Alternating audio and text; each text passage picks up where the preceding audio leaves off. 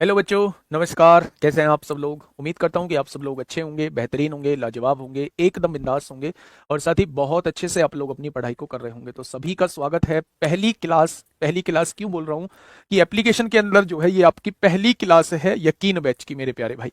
तो सभी का स्वागत है आपके अपने प्यारे से परिवार रोजगार वेदंकित में, मेरे प्यारे दोस्त।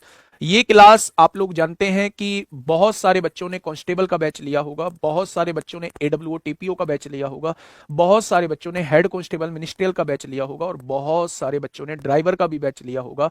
तो ये क्लास जो है वो चारों में कॉमन है। पहले हम उस सिलेबस को खत्म कर रहे होंगे जो सब में कॉमन है। उन चैप्टर्स को हम लोग बाद में करेंगे जो कुछ में है कुछ में नहीं है, मेरे प्यारे दोस्तों। नंबर सिस्टम जो है हम लोगों का टॉपिक चल रहा है जो हर एक एग्जाम में पूछा जाता है। लास्ट क्लास में अगर मैंने आप लोगों को बताया भी था कि अगर लास्ट ईयर के एग्जाम की बात करूं तो ड्राइवर में नंबर सिस्टम से क्वेश्चंस नहीं पूछे गए थे, लेकिन जो अलग तीन एग्जाम है आपके, एडब्ल्यूओ टीपीओ हेड कांस्टेबल मिनिस्ट्रियल और आपका दिल्ली पुलिस कांस्टेबल, वहां क्वेश्चन जरूर पूछे गए हैं। तो हम लोगों ने जो स्टार्ट किया था मेरे प्यारे भाई, बहुत शांति से अब चीजों को पढ़ेंगे, बहुत शांति से चीजों को समझेंगे। बस मेरा आप लोगों से एक ही रिक्वेस्ट है, शुरुआत की क्लास है इसलिए मैं आप लोगों को समझा रहा हूं कि मेरे प्यारे दोस्त आप लोग कमेंट्स पे जितना कम हो उतना ध्यान देना। कमेंट्स मैं नहीं पढ़ूंगा, कमेंट्स पढ़ने के चक्कर में चीजें सारी गड़बड़ा जाती हैं, आपकी तरफ से भी और मेरी तरफ से भी। तो बहुत आराम आराम से चीजें समझाता हुआ चलूंगा, हर एक चीज समझते हुए आप लोग चलोगे। कमेंट्स पे आप लोग बिल्कुल भी ध्यान नहीं दोगे, कमेंट्स की स्पीड बहुत तेज है, बहुत सारे लोग लाइव हैं, तो मेरे प्यारे दोस्त सबके कमेंट पढ़ पाना मेरे लिए पॉसिबल नहीं है। ठीक है। लास्ट क्लास में हम लोगों ने बात की मेरे प्यारे दोस्त, लास्ट क्लास में हम लोगों ने बात की नेचुरल नंबर्स की definition. 1 to infinity natural numbers होते हैं, 0 से इन्फिनिटी तक होल नंबर्स होते हैं। इंटीजर पॉजिटिव और नेगेटिव भी होते हैं, पॉजिटिव +1 से लेके +इन्फिनिटी तक, नेगेटिव -1 से लेके -इन्फिनिटी तक। जीरो ना पॉजिटिव होता है ना नेगेटिव होता है, जीरो केवल इंटीजर होता है। इवन नंबर जो दो से डिवाइड हो जाते हैं, सबसे छोटा इवन नंबर दो होता है। जो दो से डिवाइड नहीं होते वो मेरे ओड नंबर कहलाते हैं। रेशनल नंबर जो p अपॉन क्यू के फॉर्म में लिखे जाते हैं, जो जिसमें क्यू 0 के बराबर नहीं होता और p और q दोनों पूर्णांक यानी दोनों इंटीजर होते हैं। इरेशनल नंबर जो रेशनल नंबर नहीं होते वो इरेशनल नंबर होते हैं। प्राइम नंबर जिसके केवल दो फैक्टर होते हैं, एक तो वो संख्या एक से डिवाइड हो रही होती है और एक अपने आप से डिवाइड हो रही होती है, उन सभी संख्याओं को प्राइम नंबर कहा जाता है। प्राइम नंबर में हमने बहुत डिटेल में बात की थी, क्या प्राइम नंबर कंप्लीट हो चुका है? बिल्कुल कंप्लीट नहीं हुआ है, बहुत सारी चीजें बची हुई हैं, धीरे धीरे आगे बढ़ते रहेंगे, चीजों को समझते रहेंगे। कंपोजिट नंबर जिसके दो से ज्यादा फैक्टर्स होते हैं वो कंपोजिट नंबर होते हैं, यानी कि वो संख्या जो एक और अपने आप से अलग किसी अन्य से भी डिवाइड हो जाती हैं, उन संख्याओं को कंपोजिट नंबर कहा जाता है, उन संख्याओं को भाज्य संख्या कहा जाता है। सबसे छोटी भाज्य संख्या 4 बताई थी, सबसे छोटी विषम भाज्य संख्या मेरे प्यारे दोस्तों मैंने 9 आप लोगों को बताई थी। ठीक है। रियल नंबर -इन्फिनिटी से लेके +इन्फिनिटी तक जो भी संख्याएं हैं, चाहे वो रेशनल हो चाहे वो इरेशनल हो, सभी संख्याएं जो होती हैं वो मेरी रियल नंबर कहलाती हैं। तो फिर इमेजनरी नंबर क्या होता है? इमेजनरी नंबर वो नंबर्स होते हैं जिसमें आई लगा होता है, आयोटा लगा होता है। आयोटा लगता कब है? जब रूट के अंदर नेगेटिव में वैल्यू आ जाती है तो वो नॉट डिफाइंड फॉर्म में होती है, इसलिए मेरे प्यारे दोस्त उसे आयोटा के साथ हम लोग रिप्रेजेंट कर रहे होते हैं। ठीक है। उसके बाद इमेजनरी नंबर, ट्विन नंबर क्या था? ऐसे प्राइम नंबर, ट्विन नंबर या जुड़वा संख्याएं उनको कहते हैं, ऐसे प्राइम नंबर जिनमें दो का गैप होता है वो सारे ट्विन नंबर्स कहे जाते हैं, ट्विन प्राइम नंबर्स कहे जाते हैं। ऐसे प्राइम नंबर जिनमें दो का गैप होता है वो सभी जुड़वा अभाज्य संख्याएं बोली जाती हैं। ठीक है। मेरे प्यारे दोस्त, परफेक्ट नंबर किसे बोलते हैं? परफेक्ट नंबर्स वो नंबर्स होते हैं जिनके फैक्टर्स का सम, जिनके गुणनखंड का सम उस संख्या के बराबर आ जाता है, वो सारे परफेक्ट नंबर कहलाते हैं। जैसे मैंने आपको एग्जांपल भी दिया था, एक होता है, 6 होता है मेरे भाई, एक होता है, 6 होता है, 28 होता है मेरे भाई, ये सारे जो होते हैं वो मैंने आपको परफेक्ट नंबर भी बताए थे। ठीक है। यहां तक चीजें क्लियर है। अब मेरे भाई थोड़ा सा हम लोग आगे बढ़ते हैं। ये सारी चीजें हम लोग बात कर चुके हैं, कौन सी एक काल्पनिक संख्या है, कुछ क्वेश्चंस हम लोग कर चुके हैं। मेरे प्यारे दोस्त, अब चीजों को समझने की कोशिश करना, बहुत महत्वपूर्ण चीजें आप लोगों के सामने समझाने जा रहा हूं। देखिए, प्राइम नंबर से रिलेटेड कुछ चीजें समझाऊंगा। मैं आपसे ये कह रहा हूं, जब भी आप दो ओड नंबर्स को जोड़ते हैं, जब भी आप दो ओड नंबर्स को जोड़ते हैं तो क्या आता है? जब भी आप एक ओड नंबर को और एक इवन नंबर को जोड़ते हैं तो क्या आता है मेरे भाई? जब भी आप दो इवन नंबर्स को जोड़ते हैं तो क्या आता है? पहले तो ये रिजल्ट आपको मुझे बताने हैं मेरे प्यारे भाई। पहले तो ये रिजल्ट आप लोगों को मुझे बताने हैं कि भाई साहब इनको जोड़ेंगे तो क्या आएगा। आप एग्जाम्पल के साथ चीजों को समझ सकते हैं। मैंने आप लोगों से ये कहा, चौथा पॉइंट मैं आपसे पूछ रहा हूं, जब भी दो ओड नंबर की मल्टीप्लाई करेंगे तो क्या आएगा? बहुत बढ़िया। जब भी हम दो, एक ओड नंबर होगा एक इवन नंबर होगा, जब भी इनकी मल्टीप्लाई करेंगे तो क्या आएगा? और छठा पॉइंट है, जब भी दो इवन नंबर की मल्टीप्लाई करेंगे तो क्या आएगा? मेरे प्यारे दोस्त आंसर देना स्टार्ट करिए कि क्या आएगा इनका बिल्कुल सही जवाब। देखिए, हिंदी मीडियम वाले ये समझे, ओड को विषम कहते हैं और इवन को सम कहते हैं।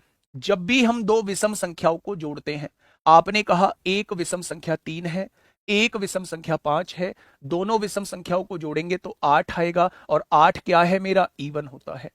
यानी कि आज के बाद हम लोग याद रखेंगे कि जब भी दो विषम संख्याओं को जोड़ेंगे तो हमेशा कैसी संख्या आएगी? हमेशा सम संख्या निकल के आएगी। मैं फिर से कह रहा हूं, इवन को हम लोग सम कहते हैं और ओड को हम लोग विषम कहते हैं। तो पहला पॉइंट मैंने आपको यह बताया कि जब भी दो विषम संख्याओं को आप लोग जोड़ोगे तो आपके सामने सम संख्या निकल के आएगी। पहला पॉइंट क्लियर। मैंने आपसे कहा एक संख्या विषम है और एक संख्या सम है। आपने कहा एग्जाम्पल दो। मैंने कहा विषम संख्या 3 है और सम संख्या 4 है। अब दोनों को जोड़ेंगे, दोनों को जोड़ेंगे तो 7 आएगा, और 7 मेरी कैसी संख्या होगी? ओड होगी, यानी कि विषम आएगा। मेरे प्यारे दोस्त, अगर एक संख्या आप लोगों की विषम है और एक संख्या सम है तो उन दोनों को जोड़ के हमेशा विषम आएगा। हमेशा क्या आएगा? विषम आएगा मेरे भाई। नेक्स्ट पे आइए। मैंने आप लोगों से क्या कहा? मैंने आप लोगों से प्यारे दोस्त ये कहा कि भैया एक सम संख्या है, दूसरी भी सम संख्या है। पहली सम संख्या 4 ले दी, दूसरी सम संख्या 6 ले दी, तो आंसर क्या आएगा? 10 आएगा, जो कि मेरी सम ही होगी। यानी दो इवन संख्याओं को जोड़ने पर हमेशा इवन आता है। बताइए इन तीनों पॉइंटों में कोई समस्या है तो बताइए। इन तीनों पॉइंटों में बेटा क्वेश्चन पूछा गया, अभी क्वेश्चन पे आऊंगा तो ये चीज यूज होगी। जल्दी से मुझे बताइए, क्या ये चीज समझ में आई? वो चीज बाद में बताऊंगा। परिमेय की परिमेय में गुणा करेंगे क्या आएगा, परिमेय की परिमेय में करेंगे क्या आएगा, वो सारी चीज बाद की है। पहले मुझे ये बताइए, क्या ये तीनों बातें आपकी समझ में आई? तो आपने कहा जी ये तीनों बातें हमारी समझ में आ चुकी हैं। आइए मेरे प्यारे दोस्त समझिए, अगर मैं यहां से कहता हूं ओड की मल्टीप्लाई ओड में कर दीजिए। मेरे भाई मैंने एक संख्या 3 ले दी, एक संख्या 5 ले दी। अगर दो विषम संख्याओं की आप गुणा करते हैं तो हमेशा विषम संख्या ही आती है मेरे प्यारे भाई। 3 गुणा 5 15 होता है, जो कि विषम होती है। अगर आप एक संख्या ओड लेंगे, एक संख्या इवन लेंगे, इवन आपने ले दी मेरे भाई 8, 8 पंजे 40 हो जाएगा, तो ये हमेशा इवन निकल के आएगा। और दो इवन संख्याओं की गुणा हमेशा इवन आती है। क्या ये 6 के 6 पॉइंट आप लोगों के क्लियर हैं? क्या ये 6 के 6 पॉइंट क्लियर हैं आप लोगों के? जल्दी से एक बार थम्स अप कर दीजिए कि जी हाँ, ये 6 के 6 पॉइंट आप लोगों के क्लियर हैं। बहुत शानदार, बहुत शानदार। भाई से चला देना। ये 6 के 6 पॉइंट क्लियर है। आइए मेरे प्यारे दोस्त, मैं कुछ चीजें और समझाता हूं। आसानी से बात करते हैं उन चीजों के बारे में मेरे प्यारे भाई, ध्यान से चीजों को समझना। अब मैं चल रहा हूं कुछ आगे। मैंने आप लोगों से प्राइम नंबर के बारे में एक छोटी सी बात बोली थी। जब हम लोग प्राइम नंबर पढ़ रहे थे, जब हम लोग अभाज्य संख्या पढ़ रहे थे, तब मैंने आप लोगों को दो के बारे में खास बात बताई थी। क्या आपको पता है कि दो के बारे में क्या खास बात थी? फटाफट से बताइए। जब हम लोग प्राइम नंबर पढ़ रहे थे तो मैंने दो के रिगार्डिंग, टू के रिगार्डिंग एक खास बात बताई थी जो सबसे डिफरेंट बनाती है उसको। वो प्रॉपर्टी जो दो को सबसे डिफरेंट बनाती है, वो कौन सी प्रॉपर्टी थी मेरे भाई? बहुत बढ़िया, बहुत शानदार।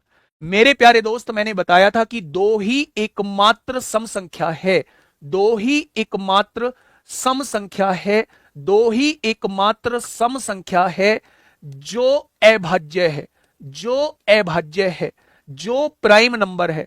वरना सारी अभाज्य संख्या जो होती हैं वो विषम होती हैं, यानी ओड होती हैं। अगर कभी भी आपसे पूछे कि भाई दो के बारे में क्या खास बात है, तो आप उससे बताना भाई साहब ये दो जो है ना, ये ही एक ऐसा इवन नंबर है जो मेरा प्राइम नंबर है।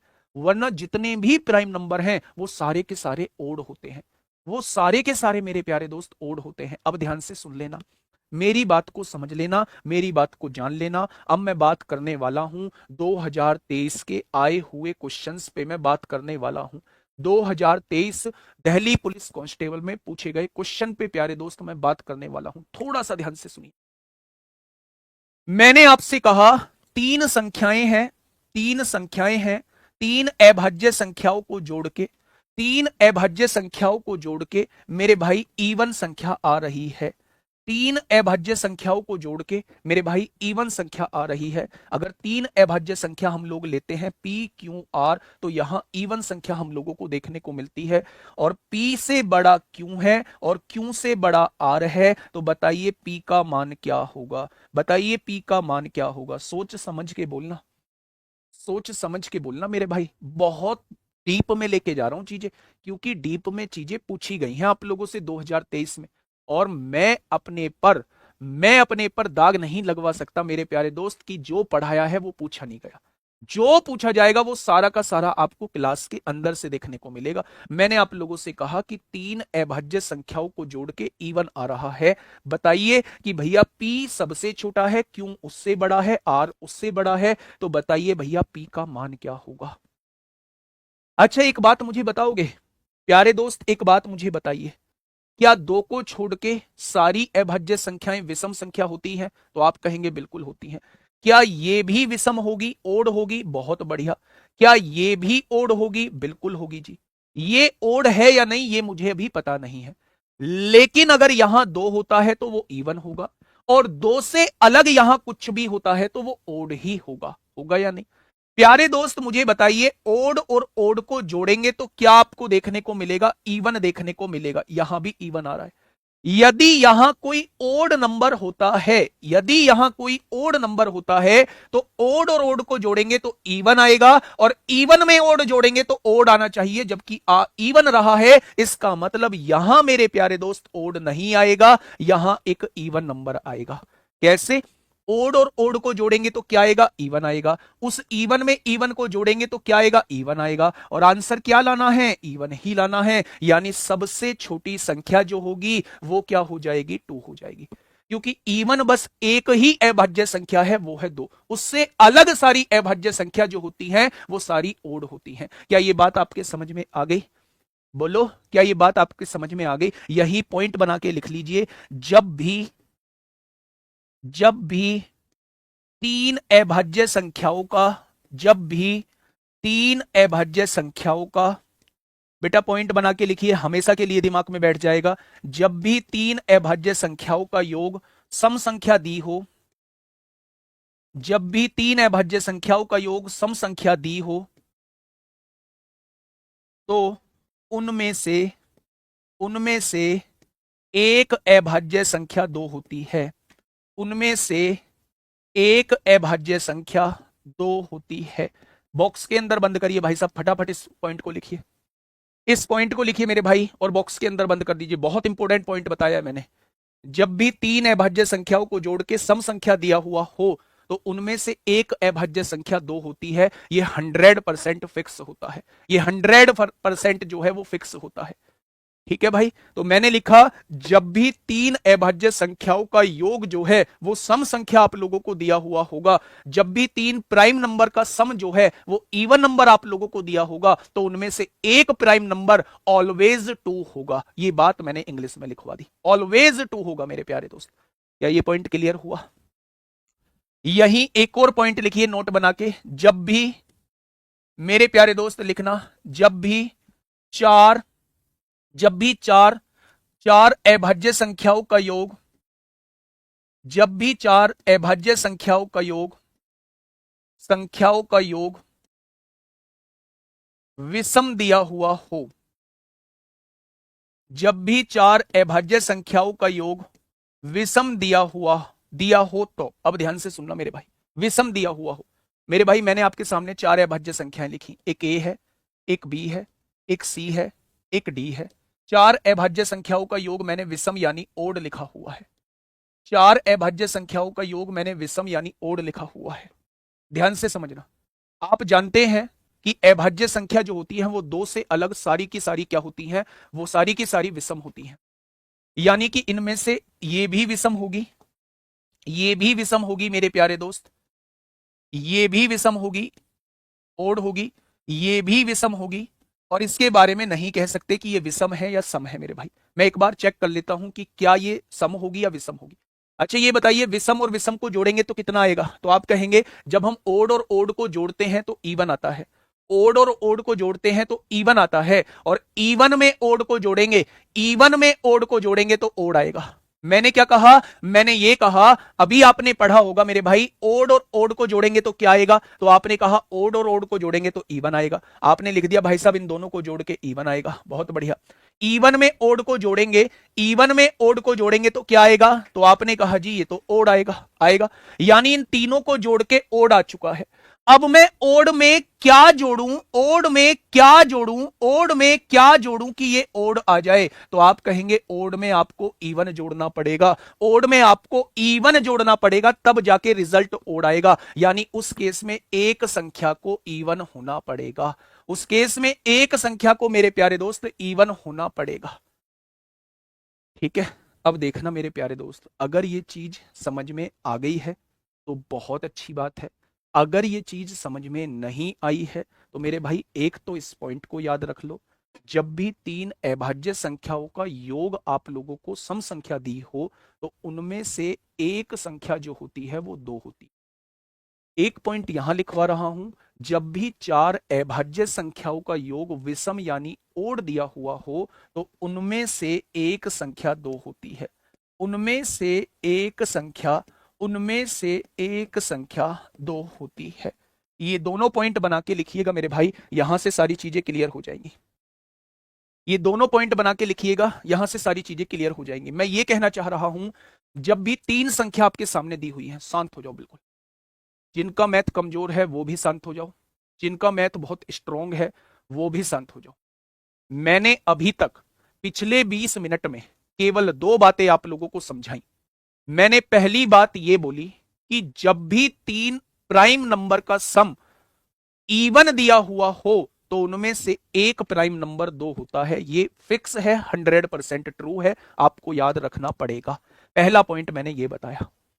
जब भी मैंने आपसे कहा, नहीं एक वो नहीं है, एक आपका परफेक्ट नंबर नहीं है। देखिए मैंने कहा जब भी चार अभाज्य संख्याओं का योग आप लोगों को ओड दिया हो, विषम दिया हुआ हो, तो उनमें से एक संख्या दो होती है। ये आपको दोनों पॉइंट याद रखने होंगे और मैं इन पर एक आपको एग्जाम्पल कराता हूं। एग्जाम्पल सुनिए मेरे प्यारे भाई, एग्जाम्पल सुनिए। मैं इन पर बेस्ड एक क्वेश्चन आप लोगों को कराता हूं कि वो क्वेश्चन क्या है।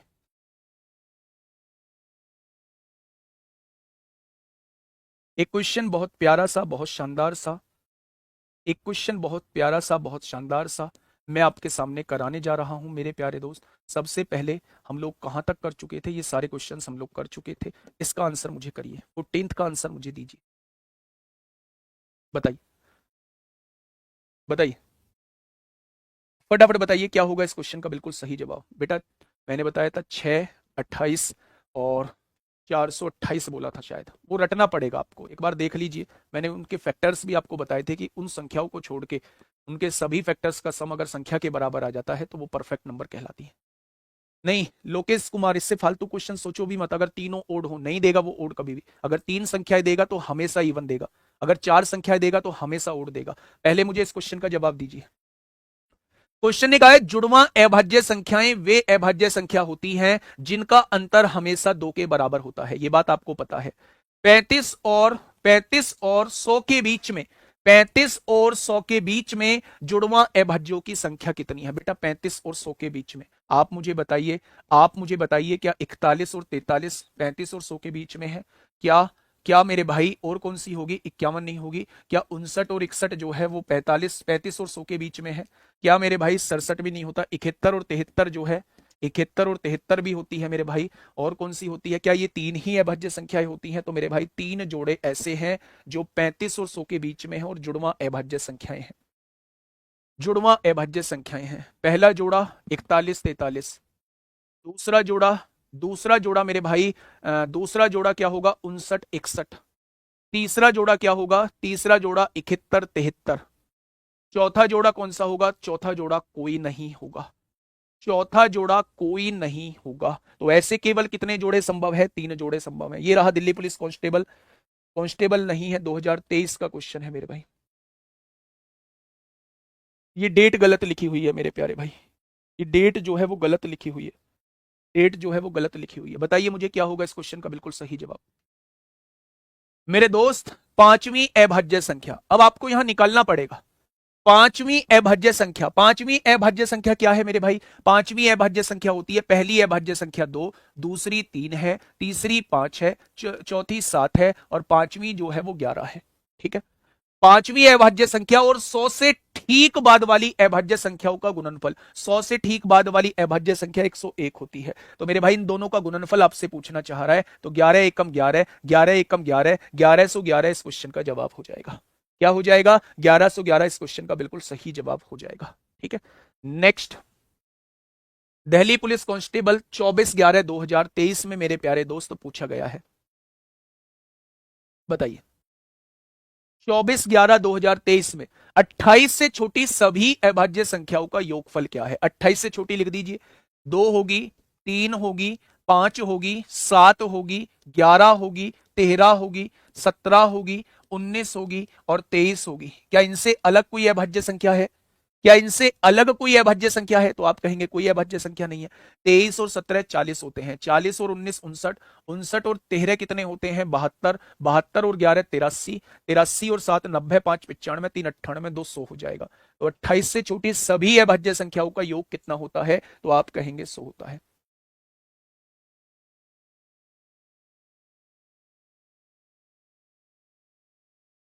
अच्छा, आप में से ये बताइए कितने लोग सीरियस एस्पायरेंट हैं जो दिल्ली पुलिस कांस्टेबल में वास्तव में लगना चाहते हैं? ऐसे कितने लोग हैं जो वास्तव में Delhi police constable, head constable, ministerial, AWO, TPO, driver में लगने के लिए इस बैच को खरीदे हैं? बताइए, ऐसे कितने लोग हैं? हाँ, मैं उन्हीं का जवाब दूंगा संजना, मैं सबका जवाब दूंगा। बताइए, ऐसे कितने लोग हैं जो, हाँ, सबने लिख दिया मैं। और कॉमन सा सवाल है कि जब हमने बैच खरीदा है तो हम सीरियस एस्पायरेंट ही हैं, लगना चाहते हैं। तो जब आप सीरियस एस्पायरेंट हैं तो ऐसे बेतुका सवाल क्यों पूछते हैं? आप में से एक बच्चा कह रहा है सर मेरे कुछ भी समझ नहीं आया है। वो बात अलग है कि जहां 20,000 लोग क्लास को देख रहे हों, वहां एक दो बच्चा बोले तो वो चलता है, इतना इतना आएगा, मैं सबको सेटिस्फाई नहीं भी कर सकता। लेकिन मेरे प्यारे दोस्त मुझे ये बताइए, अगर मैं इस क्वेश्चन की बात करता हूं तो 28 से छोटी सभी अभाज्य संख्याओं का योग कितना है? तो क्या इस क्वेश्चन में आपसे नहीं पूछा कि 28 तक की अभाज्य संख्या लिख लो? पहली अभाज्य संख्या 2 होती है, ये सारी अभाज्य संख्याएं मैंने 100 तक आपको लिखवाई हैं। 2 होती है, 3 होती है, 5 होती है, 7 होती है, 11 होती है, 13 होती है, 17 होती है, 19 होती है और 23 होती है। ये सारी 28 से छोटी अभाज्य संख्या है। क्या इनको जोड़ना मुझे बताना पड़ेगा कि भाई इन सबको जोड़ के वो पूछना चाह रहा है, या जुड़ने के बाद 100 आएगा ये मुझे बताना पड़ेगा?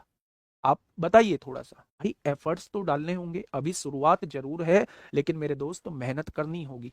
मैं बिल्कुल मानता हूं बहुत सारे बच्चे बहुत पहले मैथ छोड़ चुके होंगे, बहुत सारे बच्चों का मैथ वीक रहा होगा, लेकिन ये मैथ बिल्कुल भी वीक नहीं रहेगा, ये मेरी गारंटी है। तो आप पढ़िए तो सही, उस हिसाब से कोशिश तो करिए मेरे भाई। कोशिश भी नहीं करेंगे तो चीजें कैसे प्रॉपर हो पाएंगी?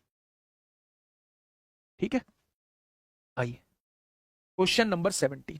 अब देखिए आपके सामने क्वेश्चन पूछा गया है, 20 और 30 के बीच की अभाज्य संख्याओं के वर्ग का योग ज्ञात करें। ये दिल्ली पुलिस कांस्टेबल का क्वेश्चन आपसे पूछा गया है।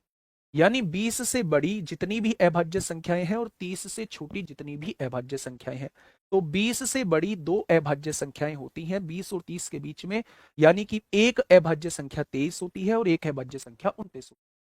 उसने कहा है 20 और 30 के बीच की अभाज्य संख्याओं के वर्ग का योग ज्ञात करें, यानी इनका वर्ग करना पड़ेगा। 23 का वर्ग होता है मेरे प्यारे दोस्त 529 और 29 का वर्ग होता है मेरे प्यारे दोस्त 841। वो आपसे इन दोनों का योग पूछना चाहता है, इन दोनों का योग पूछना चाह रहा है, इन दोनों का सम पूछना चाह रहा है। तो मेरे प्यारे भाई 9 और 1 10 को 0 हासिल 1, 2 और 4 6 और 1 7 हो जाएगा, 8 और 5 13 हो जाएगा। क्या उनके वर्गों का योग 1370 आएगा? क्या उनके वर्गों का योग 1370 आएगा? क्या ये चीज आपको समझ में आई? तो आपने कहा बिल्कुल आई जी। नेक्स्ट क्वेश्चन पे, ये रहा हेड कांस्टेबल।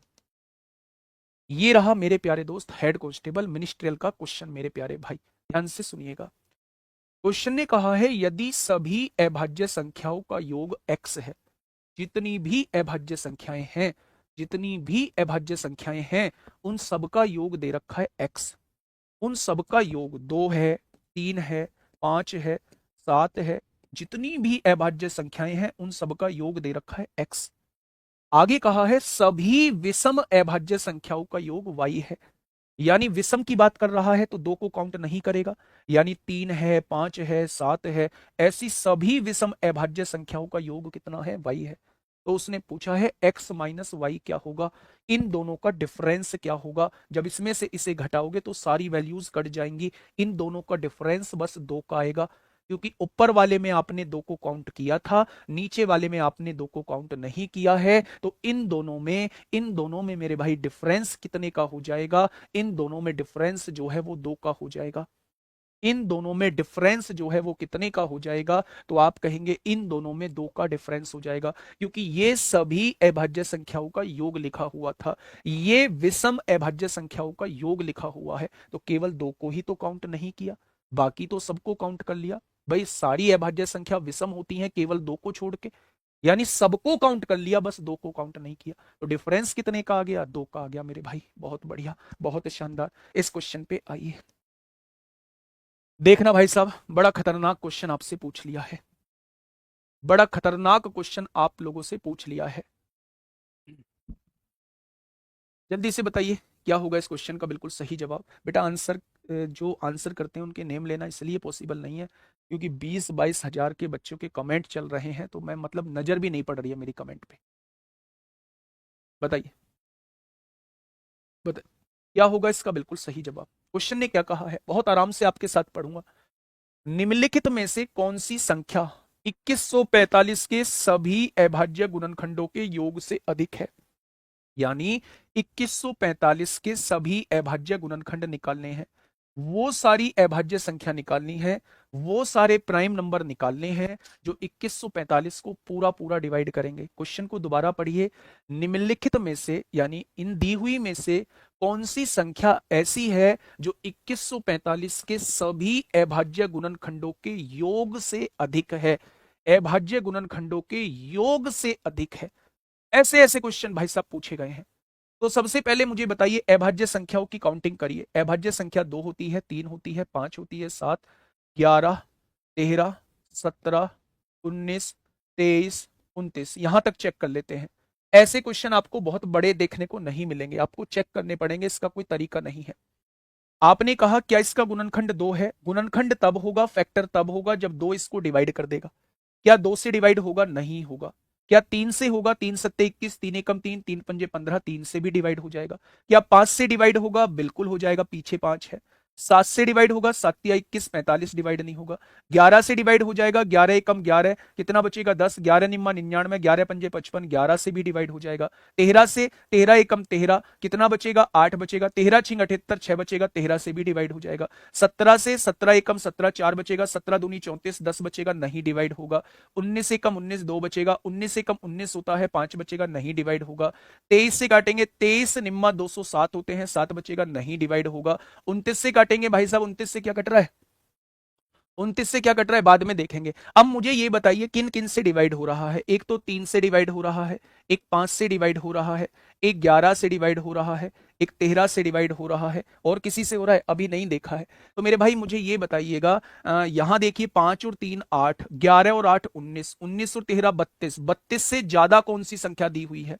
क्या 32 से ज्यादा ये है? नहीं। क्या 32 से ज्यादा ये है? नहीं। क्या 32 से ज्यादा ये है? नहीं। यानी 100% आंसर क्या होगा? Option number A. Option number A इस क्वेश्चन का बिल्कुल सही जवाब हो जाएगा। आपकी समझ में बात नहीं आई होगी मेरे प्यारे दोस्त। अब देखिए मेरे प्यारे भाई, इसे हम दूसरे तरीके से करते कैसे हैं। 2145 के फैक्टर कर लीजिए, 2145 के फैक्टर कर लीजिए मेरे भाई। 3 से काटोगे, 3 सत्ते 21 होता है, 3 एकम 3, 3 पंजे 15 हो जाएगा। 7 और 1 8 5 13, 3 से नहीं कटेगा, 5 से कटेगा, 5 एकम 5 होगा, 6 7 2 बचेगा, 5 चौक 20 होगा, 5 चौक 20, कितना 5×3 = 15 हो जाएगा। देखो ना, 5×1 = 5 होगा, 2 बचेगा, 21 हो गया, 5×4 = 20, 1 बचेगा, 5×3 = 15। फिर आपने 11 से काटा, 11×1 = 11, 11×3 = 33 हो जाएगा। फिर आपने 13 से काटा, 13×1 = 13 हो गया क्या? अब ध्यान से सुनना, उसने कहा निम्नलिखित में से कौन सी संख्या, यानी इनमें से कौन सी संख्या 2145 के सभी अभाज्य गुणनखंडों के योग से अधिक है। तो क्या ये इसके अभाज्य गुणनखंड है? क्या ये इसके प्राइम फैक्टर है मेरे भाई? तो आपने कहा 5 और 3 8, 11 और 8 19 और 13 अभाज्य गुणनखंडों का योग 32 बैठ रहा है। कौन सी संख्या 32 से अधिक है? क्या ये 32 से अधिक है? नहीं। क्या ये 32 से अधिक है? नहीं। क्या ये 32 से अधिक है? नहीं। आंसर क्या हो जाएगा? 41 हो जाएगा। छोड़ो ना, मत करो भाई, नहीं 29 क्यों लिया, भाड़ में जाने दो, 29 क्यों लिया, आ जाओ, इससे आ जाओ। क्वेश्चन क्या है? क्वेश्चन समझ में आया? क्वेश्चन ये कह रहा है 2145 आप लोगों को एक संख्या दी हुई है, आप उसके प्राइम फैक्टर निकालिए, आप उसके अभाज्य गुणनखंड निकालिए, उन अभाज्य गुणनखंडों का योग करिए, कौन सी संख्या उसके अभाज्य गुणनखंडों के योग से ज्यादा है। तो जब आपने इसका प्राइम फैक्टराइजेशन किया तो आपके सामने ये इसके फैक्टर नजर आए, यानी ये संख्या 3 से भी कटेगी, 5 से भी, 11 से भी, 13 से भी। क्या चारों के चारों अभाज्य हैं? उसने कहा इन अभाज्य गुणनखंडों के योग से कौन सी संख्या ज्यादा है। तो जब आपने इनका योग निकाला तो वो 32 आया। 32 से कौन सी संख्या ज्यादा है भैया? 41 है। बहुत बढ़िया, इंपोर्टेंट क्वेश्चन लिखना अपनी कॉपी में मेरे भाई, है ना। टाइम लगता है अच्छी चीजों को करने में मेरे प्यारे दोस्त। बहुत बढ़िया, बहुत शानदार। आइए थोड़ा सा पढ़िए ना, इस क्वेश्चन पे आइए, जल्दी से मुझे बताइए क्या होगा इस क्वेश्चन का बिल्कुल सही जवाब। सोच लेना बाबू, सोच लेना, जो चीज पढ़ा के आया हूं वही चीज का इस्तेमाल है यहाँ।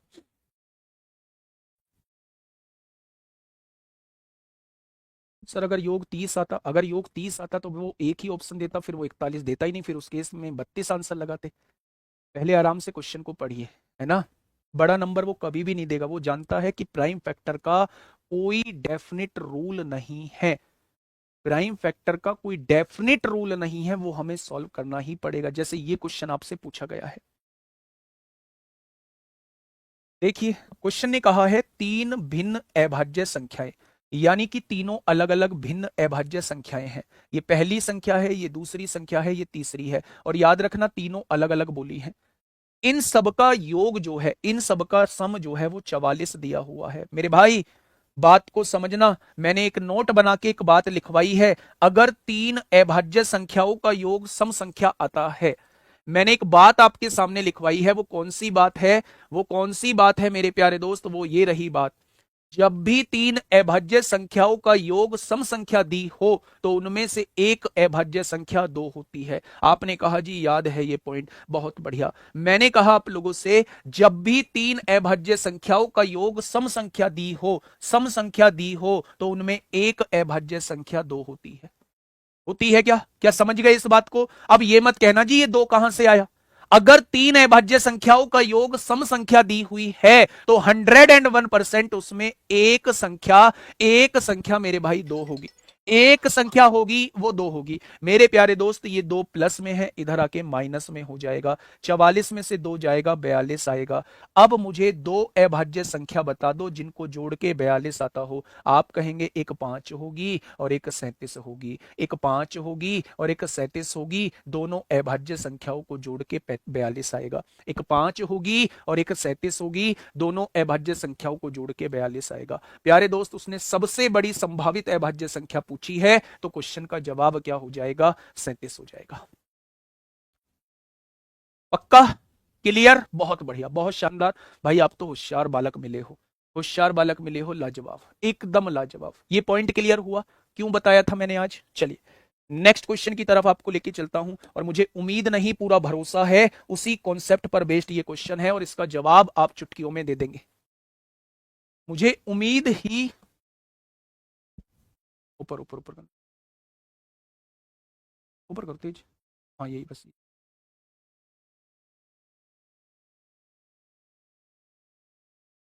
बताइए मेरे प्यारे दोस्त, क्या होगा इस क्वेश्चन का बिल्कुल सही जवाब। मेरे प्यारे भाई एक बहुत बढ़िया क्वेश्चन आप लोगों से पूछा गया है। पी क्यू आर एस चार अभाज्य संख्याएं हैं मेरे भाई।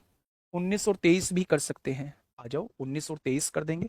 यहाँ एक 19 संख्या ले दी है, यहाँ एक 23 संख्या ले दी है। दोनों संख्याओं को जोड़ के कितना आना चाहिए? 42 आना चाहिए। 42 आ भी रहा है। उसने कहा है सबसे बड़ी संभावित अभाज्य संख्या, यानी अगर ये आपको सबसे बड़ी लेनी है तो ये आपको सबसे छोटी लेनी होगी। आपने पहले इसको 3 लिया तो ये 39 लेनी पड़ेगी, तब 42 बैठेगा, लेकिन 39 अभाज्य संख्या नहीं है। आपने 5 लिया तो इसको 37 लेना पड़ेगा, तब 42 बैठेगा। 5 और 37 दोनों अभाज्य संख्या है, इसलिए मैंने इसको 37 कह दिया। ये 37 मैंने टिक करा दिया आप लोगों को। ठीक है, 19 23 बिल्कुल ले सकते थे, लेकिन 23 सबसे बड़ी संभावित अभाज्य संख्या थोड़ी ना है मेरे भाई। देखिए, पी क्यू आर एस 4 अभाज्य संख्याएं हैं, इस प्रकार है कि उनका योग 45 के बराबर है। पी क्यू आर एस ये 4 अभाज्य संख्याएं हैं, इनका योग 45 के बराबर है। ये कैसी संख्या है मेरे प्यारे भाई? तो आप कहेंगे जी ये विषम संख्या है, ये मेरा ओड नंबर है।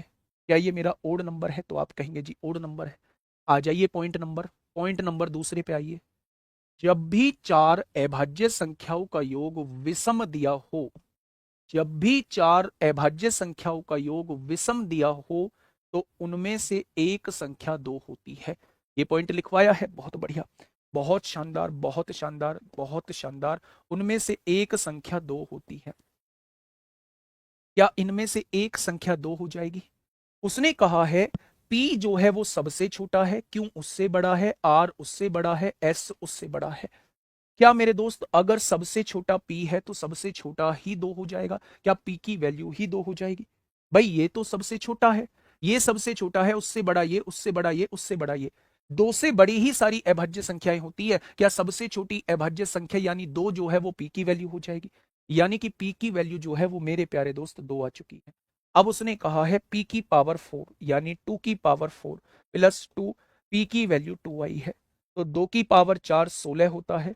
16 में 4 जोड़ेंगे तो आंसर कितना आएगा मेरे प्यारे दोस्त? आंसर 20 आएगा। मेरे प्यारे दोस्त आंसर 20 आएगा। ठीक है मेरे भाई, इसमें कंफ्यूज मत होना। उसने कहा है सबसे बड़ी संभावित मान बताइए, तो सबसे बड़ा अगर संभावित मान में 41 ऑप्शन से भी हो सकता है, लेकिन अगर उसने सबसे बड़ा पूछा है ये वाला, तो ये सबसे छोटा लेना पड़ेगा। 2 आप ले चुके हो, इसके बाद आप 3 लोगे। 3 में क्या जोड़ो कि 42 आ जाए? यहां आपको 39 लेना पड़ेगा, लेकिन 39 अभाज्य नहीं है। 3 के बाद आपको 5 अभाज्य लेनी पड़ेगी। 5 में क्या जोड़े कि 42 आ जाए? 37 जोड़ना पड़ेगा। तो सबसे बड़ा संभावित मान 37 ही होगा। केस तो बहुत बन जाएंगे, लेकिन सबसे बड़ा संभावित मान 37 ही होगा। क्या ये चीज समझ में आई? क्या ये वाली बात समझ में आ गई भाई? ए की वैल्यू जो पी की वैल्यू जो है वो 2 होगी। 4 अभाज्य संख्याओं को जोड़ के अगर विषम संख्या आ जाती है, 4 अभाज्य संख्याओं को जोड़ के अगर विषम संख्या आ जाती है मेरे प्यारे भाई, तो उनमें सबसे छोटी संख्या जो होगी वो 2 होगी।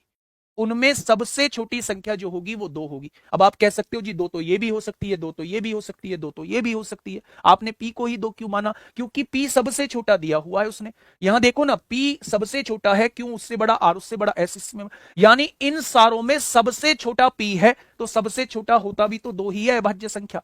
तो इसलिए पी की वैल्यू को हम 2 मानेंगे। इससे बड़ी बड़ी ही सारी अभाज्य संख्याएं होंगी, ये भी इससे बड़ी होगी, ये भी इससे बड़ी होगी मेरे प्यारे दोस्त। तो इससे बड़ी बड़ी ही ये सारी अभाज्य संख्याएं होंगी, तो सबसे छोटी जो अभाज्य संख्या हो जाएगी वो 2 हो जाएगी। ठीक है, आगे बढ़े। नेक्स्ट क्वेश्चन की तरफ मैं आपको लेके चल रहा हूं। हाँ, हेडिंग डालिए मेरे प्यारे दोस्त, यूनिट डिजिट का कॉन्सेप्ट क्या होता है? यूनिट डिजिट का कॉन्सेप्ट क्या होता है? स्टूल दे देना। इकाई का अंक।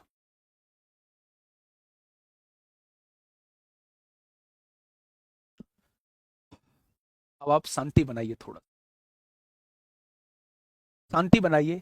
2 मिनट में आप लोगों से बात करूं। 2 मिनट बेटा। कुछ बच्चे पूछ रहे हैं पी की पावर 4 क्यों लगाई? बेटा दी हुई है पी की पावर 4, 2 की पावर 4 इसलिए लगाई। 2 मिनट में आप लोगों से बात करूंगा। अगर पी सबसे छोटा ना दिया होता तो आंसर क्या होता? Not defined. 41 और 3 44 होता है मेरे भाई। 41 और 3 44 होता है, लेकिन इस 2 को माइनस कर दोगे तो 42 आना चाहिए। इन दोनों संख्याओं का योग 42 आना चाहिए। अगर इन दोनों संख्याओं का योग 42 आना चाहिए तो एक को आपको 5 रखना होगा, बी को आपको 37 रखना होगा। यही सबसे बड़ी संख्या होगी। 41 क्यों नहीं लिया? 41 अगर आप इसको लेते हो तो फिर आपको इससे 1 लेना पड़ेगा, तभी तो दोनों को जोड़ के 42 आएगा मेरे भाई। क्या 1 आपकी अभाज्य संख्या होती है? नहीं होती ना, इसलिए हम यहां 41 को नहीं लेंगे, 5 और 37 को लेंगे। मेरे प्यारे दोस्त, अगर आप शांत रहें तो कुछ चीजों पे मैं आपसे बात करूं। ये मैं आपके सामने बैठ चुका हूं, आराम से पहले शांति बनाइए, पहले शांति बनाइए। इससे पहले मैं प्लेस वैल्यू और फेस वैल्यू और बताऊंगा। भाई मेरे, अभी तक हम लोगों ने क्लासिफिकेशन किया था, 2 को क्यों माइनस किया है। अच्छा, पहले पहले क्वेश्चन को ही क्लियर कर देता हूं मैं, आगे बाद में बढ़ूंगा। मैं आप लोगों से ये कहना चाह रहा हूं, छोड़िए इस बात को, मैं इसको दोबारा समझाने की कोशिश करता हूं। यही क्वेश्चन में दिक्कत है ना आप लोगों को। तीन भिन्न, भिन्न का मतलब होता है अलग अलग, अभाज्य संख्याओं का योग, तीन अलग अलग अभाज्य संख्याओं का योग कितना है, 44 दिया हुआ है। यही दिया हुआ है, तो आपने कहा जी बिल्कुल यही दिया हुआ है। सबसे बड़ी संभावित अभाज्य संख्या बताइए, इन तीनों में सबसे बड़ी संभावित अभाज्य संख्या क्या होगी। मेरे प्यारे दोस्त, मैंने आपको बताया है, अगर तीन अभाज्य संख्याओं को जोड़ के कभी भी आपके सामने सम संख्या दी हो तो उन तीनों में से एक अभाज्य संख्या 2 होती है। एक अभाज्य संख्या जो है वो 2 होती है। आप किसी को भी 2 मान लो, मैंने इसको 2 मान लिया, ये 2 होगा, ये प्लस है इधर आके माइनस हो जाए, यानी कि बची क्या, क्यों बची, आर बची, इन दोनों को जोड़ के 42 आना चाहिए। उसने कहा है कि सबसे बड़ी संभावित संख्या बताइए, मैंने कहा ये सबसे बड़ी है। सबसे बड़ी ये तब आएगी जब ये सबसे छोटी हो। 2 हम लोग ले चुके हैं, 2 से अगली अभाज्य संख्या 3 होगी। तो अगर इसे 3 लेते हो तो इसको 39 लेना पड़ेगा, क्योंकि तभी दोनों को जोड़ के 42 आएगा। 39 मेरी अभाज्य संख्या नहीं है, इसलिए हम इसको 3 भी नहीं ले सकते। आपने कहा कि 3 से बड़ी अभाज्य संख्या 5 आएगा, यहां 5 है तो यहां आपको 37 लेना पड़ेगा, तभी दोनों को जोड़ के 42 आएगा। ये दोनों की दोनों भी अभाज्य संख्या हैं, यानी आर की ये सबसे बड़ी वैल्यू जो है वो 37 हो सकती है। इसलिए मैंने 37 को मेरे प्यारे दोस्त टिक किया था। ठीक है मेरे प्यारे भाई, मैं आप लोगों को बता देना चाहता हूं कि अभी बहुत थोड़ा सा सिलेबस हुआ है, बहुत सारे बच्चों को परेशानी हो सकती है, लेकिन आप एक बार क्लास को फिर से देखना। जितने शुरुआत से मैं चीजों को लेके चल रहा हूं, जितने शुरुआत से मैं चीजें को लेके चल रहा हूं, जितने धीरे धीरे मैं चीजों को लेके चल रहा हूं, शायद उतनी बार कोई आपको समझाएगा भी नहीं। आपको ये बात माननी होगी कि आपका मैथ बहुत वीक है। जिनको ये चीजें समझ में नहीं आ रही हैं, उनका मैथ जो है वो बहुत वीक है, उनको थोड़ा सा ज्यादा एफर्ट्स डालना पड़ेगा। बेटा 31 और 11 हो सकती हैं, दोनों को जोड़ के 42 आएगा, लेकिन 31 क्या बड़ी है? 31 से बड़ी तो मेरे पास 37 है। मैं कह रहा हूं कि 31 और 11 हो सकती है, 19 और 23 भी हो सकती है, लेकिन उसने कहा है सबसे बड़ा संभावित अभाज्य संख्या, सबसे बड़ा, सबसे बड़ा 37 होगा या 31 होगा, आप मुझे ये बताइए। आप कहेंगे 37 होगा। ऑप्शन से भी कर सकते हैं इस क्वेश्चन को। कैसे? इन दोनों संख्याओं को जोड़ के कितना आना चाहिए, क्यू प्लस आर को जोड़ के कितना आना चाहिए, 42 आना चाहिए। अगर सबसे बड़ी 41 मान लेते हो तो ये वाली कितनी होगी, 1 होगी, तभी तो 42 आएगा। क्या ये एक अभाज्य संख्या है? नहीं। सबसे बड़ी 43 मान लेते हो, 43 में क्या जोड़ू 42 आ जाए, ये तो पॉसिबल ही नहीं है।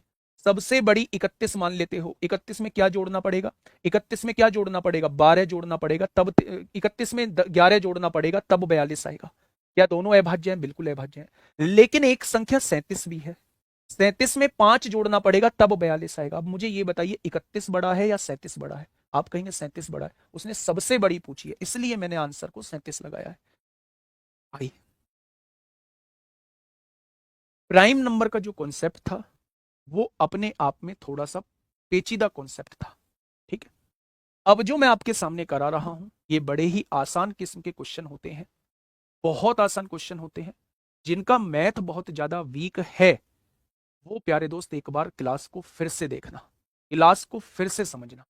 ऐसा नहीं है क्लास ऐसे समझ में नहीं आएगी। फिर अगर अब नहीं आ रहा है तो आपको क्लास को दोबारा तिबारा देखना होगा। आइए स्थानीय मान और जातीय मान की बात करते हैं। मेरे प्यारे दोस्त, मैंने एक संख्या आपके सामने लिखी, मैंने एक संख्या आपके सामने लिख दी भाई साहब, 54 32 978। मैंने आपसे पहले बात कर रहा हूं फेस वैल्यू की, फेस यानी कि जातीय मान की बात कर रहा हूं। और याद रखने का तरीका यह है, व्यक्ति की जाति कभी भी नहीं बदलती। इसका मतलब जो आपसे जिसकी फेस वैल्यू पूछी जाए, अगर 8 की फेस वैल्यू पूछता है तो 8 होगी, 7 की फेस वैल्यू पूछता है तो 7 होगी, 9 की फेस वैल्यू पूछता है तो 9 होगी, 2 की फेस वैल्यू पूछता है तो 2 होगी, 3 की फेस वैल्यू पूछता है तो 3 होगी, 4 की फेस वैल्यू पूछता है तो 4 होगी, 5 की फेस वैल्यू पूछता है तो 5 होगी। यानी कि मेरे प्यारे दोस्त, अगर कभी भी वो किसी भी अंक की फेस वैल्यू पूछता है तो मेरे प्यारे दोस्त जिसकी फेस वैल्यू पूछी जाए वही उसकी फेस वैल्यू होती है। 8 की फेस वैल्यू 8, 7 की फेस वैल्यू 7, 9 की फेस वैल्यू 9, और मेरे भाई 2 की 2, 3 की 3, 4 की 4, 5 की 5। ठीक है। प्लेस वैल्यू की बात करते हैं मेरे भाई, प्लेस वैल्यू की बात करते हैं, जिसे हम लोग स्थानीय मान कहते हैं, जिसे हम लोग स्थानीय मान मेरे प्यारे भाई बोलते हैं। ध्यान से समझ, अगर किसी भी अंक का स्थानीय मान निकालना है, मान लो 9 का स्थानीय मान निकालना है, तो 9 के आगे कितनी डिजिट हैं उतनी जीरो लगा दो, ये 9 का स्थानीय मान आ जाएगा। मैंने कहा 8 का स्थानीय मान निकालना है, तो 8 के आगे कोई डिजिट नहीं है, इसलिए 8 का स्थानीय मान 8 ही रहेगा। मैंने आपसे पूछा 7 का स्थानीय मान क्या होगा, 7 के आगे एक डिजिट है तो एक जीरो लगा दो मेरे भाई। जिसका भी स्थानीय मान आपसे पूछा जाए उसके आगे डिजिट कितनी है उतनी जीरो लगा दोगे तो आपके सामने स्थानीय मान आ जाएगा। मैंने आपसे पूछा भैया 4 का स्थानीय मान क्या होगा, 4 का स्थानीय मान पूछ रहा हूं, तो इसके आगे नंबर ऑफ डिजिट कितनी है 5, तो इसके आगे आप 5 जीरो लगा देंगे। 4 के आगे कितनी डिजिट है, 5 डिजिट है, तो इसके आगे 5 जीरो आप लोग लगा देंगे मेरे भाई। ये बात समझ में आई क्या? तो स्थानीय मान और जातीय मान किसी संख्या का निकालना हो तो निकालने का तरीका ये होता है। अब पॉइंट में अगर आप लोगों से पूछ लिया जाए तो पॉइंट में आप लोग कैसे निकालेंगे, ध्यान से सुनना मेरे भाई। मैंने आपके सामने क्वेश्चन दिया 2341.798, ये एक संख्या दे दी मैंने आपसे, यहां पॉइंट लगा हुआ है, और मैंने आप लोगों से पूछा इसमें फेस वैल्यू। फेस वैल्यू तो चाहे पॉइंट की पूछे चाहे इंटीजर की पूछे, फेस वैल्यू नहीं बदलती, कभी भी नहीं बदलती। अगर वो आपसे फेस वैल्यू पूछता है मेरे प्यारे दोस्त, 8 की तो 8 रहेगी, 9 की 9 रहेगी, 7 की 7, 1 की 1, 4 की 4, 3 की 3, 2 की 2, फेस वैल्यू कभी भी नहीं बदलेगी। लेकिन अगर प्लेस वैल्यू देखी जाए तो पॉइंट के केस में प्लेस वैल्यू जो है वो बदल जाती है। कैसे बदल जाती है मेरे भाई? 87 और 89 नहीं आएगा शैलेश यादव, 87 3 से 29 से दोनों से डिवाइड होता है। ठीक है मेरे भाई, अभी प्राइम नंबर के क्वेश्चंस खत्म नहीं हुए हैं, थोड़ा सा आगे पढ़ा के फिर प्राइम नंबर के क्वेश्चन कराऊंगा, एक साथ नहीं कराऊंगा, धीरे धीरे बढ़ता रहूंगा, क्वेश्चन कराता रहूंगा। मुझे पता है किस तरीके से करानी है चीजें। ठीक है, देखिए अब मैं पॉइंट वाली संख्याओं की प्लेस वैल्यू निकालना चाह रहा हूं।